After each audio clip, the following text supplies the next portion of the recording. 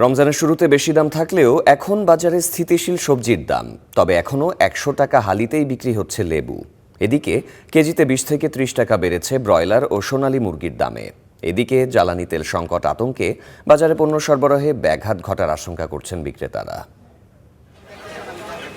রমজানের মাঝামাঝি এসে ফের বেড়েছে মুরগির দাম। কেজিতে ২০ থেকে ৩০ টাকা বেড়েছে ব্রয়লার ও সোনালী মুরগির দাম। চাহিদার বিপরীতে সরবরাহ কম হওয়ায় দাম বেড়েছে বলে জানান ব্যবসায়ীরা। হঠাৎ করে মুরগির দাম বৃদ্ধিতে হতাশা প্রকাশ করলেন ভোক্তারা। ২-৩ দিন ধরে দাম বাইরে গেছে, মানে মাল উৎপাদন কম, আসতে পারতেছে কম, এই জন্য অনেক প্রবলেম দেখা দিচ্ছে। মালে খেসারিত মাল নাই, এই জন্য মালের দামটা অতিরিক্ত বাড়ে গেছে। বাংলাদেশের বাজার নিয়ন্ত্রণ বলতে তো বুঝেনি যে বাজারের এক প্রান্তে একরকম আরেক প্রান্তে আরেক রকম। এইটা নিয়ন্ত্রণ করার মতো ক্ষমতা বাংলাদেশ সরকারেরও নাই।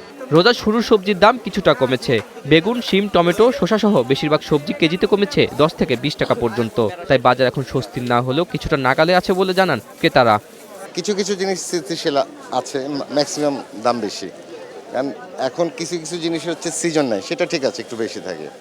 কিন্তু সিজন যেগুলো আছে সেগুলোর দাম প্রচণ্ড, প্রত্যেকটা জিনিসের। বাজার ঘুরে দেখা যায় রমজানের চাহিদা বেশি থাকা বেগুন ১২০ টাকা থেকে কমে ৬০ থেকে ৮০ টাকায় বিক্রি হচ্ছে। শিম কেজিতে ২০ টাকা কমে ৬০ টাকা, পেঁপে ও মিষ্টি কুমড়া ৩০ টাকায় বিক্রি হচ্ছে। কাঁচামাল খালি আপনার দুইটা পণ্যের দাম বেশি, এটা হচ্ছে ওই যে সাজনা আর একটা হচ্ছে ওই শসা, এছাড়া সবই দাম কম। এদিকে ইফতারের চাহিদা থাকা শসা, টমেটো ও কাঁচামরিচের দামের ঝাল কিছুটা কমেছে। তবে লেবুর দাম এখনও জাতভেদে ৫০ থেকে ১০০ টাকা হালি। এক হালি লেবু ছিল ১৫০ টাকা, ১৪০ টাকা, ওই লেবুটা কিন্তু এখন ১০০ টাকা চলে আসছে। আর অন্যান্য যেগুলো ১০০ প্লাস দাম ছিল ওগুলো ৬০ টাকা ৭০ টাকা অ্যাভারেজ। বাজারে সঠিকভাবে নজরদারি হচ্ছে না বলে ক্ষোভ ক্রেতাদের।